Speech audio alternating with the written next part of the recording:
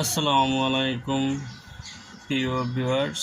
আজকে আমরা ঢাকা বোর্ডে 2024 সালের তৃতীয় অধ্যায় থেকে যে ম্যাথটি আসছিল সেটা নিয়ে কথা বলবো।